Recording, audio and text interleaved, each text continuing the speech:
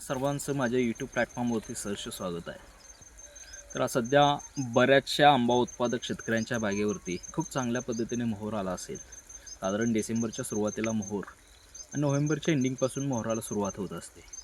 जे आपण September, October किंवा नोव्हेंबर महिन्यापर्यंत जो बागेला आपण ताण दिलेला असतो आणि ज्या बागेला ताण चांगल्या पद्धतीने बसलेला असतो, त्या बागेमध्ये आत्ताशी कुठे डिसेंबरच्या सुरुवातीला ते डिसेंबर एंडिंगपर्यंत फुल जी बाग आहे ती आपल्याला पूर्णपणे मोहराने रखलेली दिसून येत आहेत. आणि सुरुवातीला बहार आपण धरायच्या अगोदर, बाग तानावर सोडायच्या अगोदर जी शेणखत, रासायनिक खतं असतील किंवा ऑगस्टमध्ये आपण घातलेलं कल्टर असेल किंवा त्याच्या अगोदरचं जे आपण व्यवस्थापन केलेलं असतं त्याचं एकंदरीत फायदे आपल्याला बागेवरती दिसून येत असतात.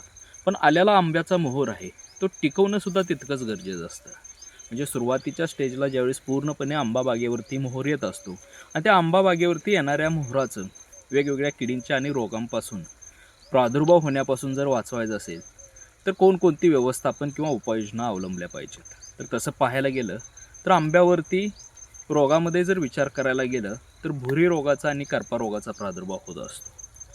आणि त्याचबरोबर किडीमध्ये जर पाहायला गेलं तर मँगो हॉपर नावाची कीड आहे किंवा फूल कीड आहे किंवा त्याचबरोबर मावा तुडतुडेसारख्या ज्या रसशोषक किडी असतात त्यांचा प्रादुर्भाव होत असतो.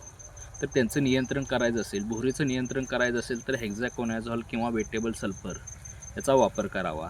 जर करपा रोगाचा प्रादुर्भाव झाला असेल तर कार्बॅन्डेझिम किंवा कॉपर ऑक्सिक्लोराईड याचा वापर करून आपण चांगल्या पद्धतीने रोगाचं नियंत्रण करू शकतो. आणि त्याचबरोबर ज्या रसशोषक किडी असतात त्यांचं नियंत्रण करण्यासाठी जे मार्केट्समध्ये उपलब्ध असणारे इमिडाक्लोप्रिड असेल किंवा थायोमिथॉक्झम असेल त्याचा अल्टरनेट मिक्स करून स्प्रे घेतला तर ह्या येणाऱ्या किडीचा आणि रोगांचा खूप चांगल्या पद्धतीने आपण नियंत्रण मिळवू शकतो. त्याचबरोबर आंब्याचा जो येणारा मोहर असतो त्याचीसुद्धा गळ होत असते किंवा वातावरणातल्या बदलाच्या फटक्यामुळे सुद्धा जास्त प्रमाणात मोहरमध्ये आपल्याला गळ दिसून येत असते. तर ती जी गळ रोखण्यासाठी जे मार्केट्समध्ये उपलब्ध असणारे जे नॅफ्थलिन ॲसिटिक ॲसिड असेल किंवा त्याला आपण कॉमन नेम प्लॅनोफिक्स आहे त्याचा स्प्रे घेतला तर जी होणारी मोहरमधली जी गळ आहे ते चांगल्या पद्धतीने आपण रोखू शकतो. त्याचबरोबर ज्यावेळेस आपलं फळ सेटिंग होत असतं त्यावेळेस पोटॅशियम नायट्रेटचा सुद्धा स्प्रे घेतला तर बऱ्यापैकी सेट झालेलं फळ जे ड्रॉपआउट होणार आहे ते सुद्धा आपण थांबवू शकतो. त्याचबरोबर जर बागेमध्ये मधमाशीचा वावर असेल आणि जेणेकरून जेवढी मधमाशी आपल्या बागेमध्ये जास्त असेल तर त्याच्या माध्यमातून सुद्धा लवकर पॉलिनेशन होऊन फळामध्ये रूपांतर होणे किंवा फळाचं सेटिंग आपल्याला जास्त प्रमाणात झालेलं दिसून येतं. तर ही एकंदरीत आंब्याच्या मोहराचं व्यवस्थापन झालं.